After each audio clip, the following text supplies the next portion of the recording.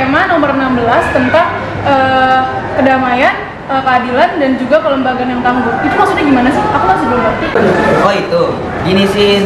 Jadi perdamaian itu bisa dibilang kayak persahabatan atau keharmonisan tanpa adanya permusuhan atau kekerasan. Intinya sih nggak ada konflik atau permasalahan gitu. Jadi kita bebas dari rasa takut akan kekerasan. Nah, benar tuh kata Apip, kalau keadilan menjaga hak-hak orang lain dan memberikan haknya kepada yang berhak ya. Pokoknya gitu deh, gak ada yang memihak maupun memihak kepada orang lain dan memberikan haknya kepada yang berhak. Nah, benar banget. Jadi kalau ketangguhan itu maksudnya itu kendali hidup gitu loh, Sin. Jadi kita memandang perubahan sebagai tantangan dan percaya kemampuan tenaga untuk hal yang kreatif dalam penyelesaian permasalahan dalam hidup. Oh gitu, ngerti deh aku sekarang. Nah, itu dia teman-teman, sekilas pengertian dari perdamaian, keadilan, dan juga ketangguhan. Kami, kelompok 6, Versita, memilih tema ini untuk dikampanyekan karena ketiga aspek ini cukup penting. Kami ingin meningkatkan kesadaran orang-orang banyak tentang betapa pentingnya perdamaian, keadilan, dan juga ketangguhan dalam kehidupan sosial. Kampanye ini menargetkan anak-anak murid karena masih kurangnya kesadaran dalam diri mereka, terutama tentang toleransi antar sara. Dalam SDGs sendiri dijelaskan bahwa tema ini mendukung masyarakat yang damai dan inklusif untuk membangunkan keberlanjutan, menyediakan akses terhadap keadilan bagi semua, dan membangun institusi-institusi yang efektif, akuntabel, dan inklusif di semua level. Karena dari apa yang kita lihat, masih banyak terjadinya konflik-konflik karena kurangnya keadilan, perdamaian, dan juga ketangguhan. Tanpa adanya kedamaian, keadilan, kebijaksanaan, sering terjadinya perang, korupsi, dan kejahatan di mana-mana. Di dunia, perang yang terjadi saat ini sebetulnya banyak, tapi yang paling banyak mencuri perhatian saat ini hanya sedikit saja. Contohnya yang belum lama terjadi saat ini, yaitu perang antara Rusia dan Ukraina. Di Indonesia sendiri masih kurangnya perdamaian dan keadilan, mengakibatkan banyaknya permasalahan. Contohnya adalah kasus korupsi yang dilakukan oleh Surya Darmadi yang mengakibatkan kerugian negara sebesar 78 triliun, dan masih banyak lagi deh contoh lainnya. Tapi sebelum itu kita kenal dulu yuk sama member-member Versita.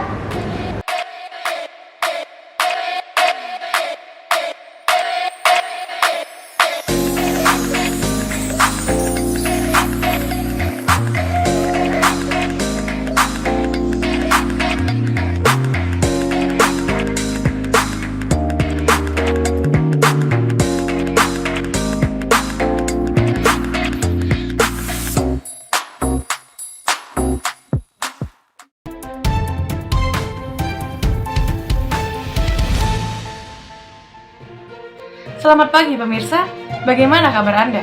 Liputan Pusaka kembali hadir menemani Anda dengan berita-berita terkini dan terfaktual. Bersama saya Cindy Aurelia Renata dan rekan saya Azriel Mahardika. Berikut berita selengkapnya. Pemirsa, dikabarkan telah terjadi kasus ketidakadilan dan juga ketidakdamaian pada suatu sekolah menengah atas di Jakarta. Kejadian tersebut bermula ketika adanya pemilihan calon ketua OSIS, di mana calon nomor urut 1 beragama non-muslim. Nyatanya, hal tersebut memicu perasaan tidak senang pada seorang guru. Guru tersebut pun akhirnya mengirimkan pesan kepada anak-anak di grup chat Rohis yang berisikan ajakan untuk tidak memilih calon nomor urut 1, dikarenakan hanya dengan alasan tidak seiman, dan mengajak anak-anak untuk memilih calon nomor urut 2, di mana calon nomor urut 2 merupakan seorang muslim. Halo semuanya, perkenalkan nama saya Rafael Fadli Arkinova. Saya di sini sebagai calon ketua OSIS nomor urut 1. Assalamualaikum warahmatullahi wabarakatuh. Selamat pagi, siang, atau sore teman-teman semua. Dengan saya Muhammad Azriel Mahardika sebagai calon ketua OSIS nomor 2. Astagfirullahaladzim, calon nomor 1 agamanya non-muslim, mana banyak yang dukung lagi. Aduh, mau jadi apa sekolah ini kalau yang dipimpin mereka? Mana secara ajaran mereka kan bukan Islam. Duh, nggak bisa dibiarin. Aku harus ngasih tahu anak-anak Rohis buat nggak milih dia.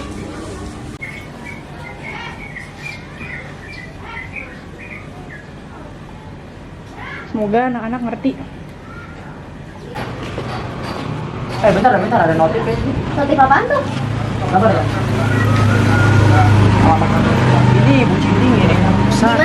Di grup Rohis. Oh iya nih ada di grup Rohis ya? Iya. Coba kita baca dulu deh. Assalamualaikum anak-anak tercinta. Ini ada kabar untuk kalian. Astagfirullahaladzim.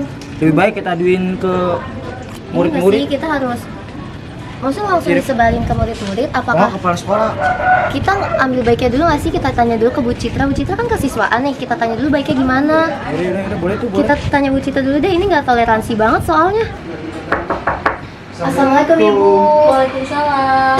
Ibu maaf. Ada apa nak? Ini Bu mau laporan. Ini dari grup anak-anak rohis nih Bu. Bu Cindy yang kirim Bu. Bagaimana ya pendapat Ibu? Astagfirullahaladzim, kok ibu sini kayak gini nak? Iya Bu, kami juga nggak tahu Bu. Tiba-tiba Bu Cindy ngirim itu. Yaudah, kita langsung ngomong ke kepala sekolah aja yuk. Coba lihat di chat deh.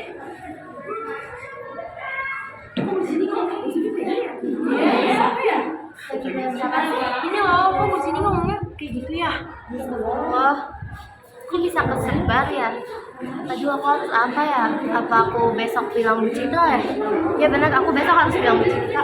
Pesan tersebut diketahui oleh beberapa anak rohis yang akhirnya tersebar ke seluruh warga sekolah dan akhirnya sampai ke telinga kesiswaan dan kepala sekolah yang tentu saja tidak tinggal diam.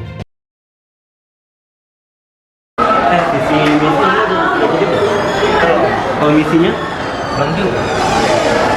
kenapa deh kok lu murung banget? Itu lu tau gak sih pesanan dengan Bu Cindy? Apa emang apaan? Lu belum tahu? Lihat aja di grup chat lagi rame banget. Enggak. Ya Allah, kok di sini ini ya? Terus nggak tahu. Ya udah deh, sabar ya, file. Ya. Kayaknya aku lupa ngasih tahu Bu Citra deh tentang Bu Cindy yang tersebar. Karena di situ ada Fikar, kasih tahu Fikar dulu deh. Fikar. Itu tersebar tahu. Mas serius? Serius? Oh masih Bu, yang dari Bu Cindy waktu itu sudah tersebar ke anak-anak yang lain. Kok bisa? Iya Bu, aku juga nggak tahu. Yang tahu nih kita baca sama siapa yang lain. Ini udah disebar ke anak-anak yang lain. Tuh Bu, lihat tuh Bu. Mereka aja lagi ngomong.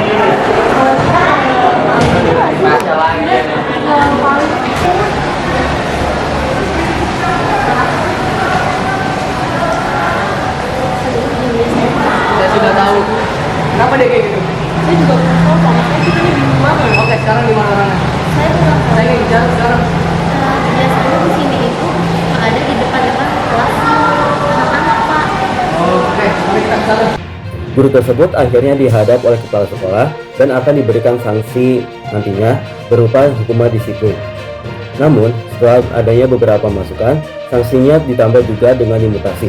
Instruksi guru tersebut tak memberikan pengaruh banyak hingga akhirnya calon yang non-muslim terpilih. Terbukti sudah kalau perbedaan agama bukanlah hal yang seharusnya membatasi seseorang. Cindy,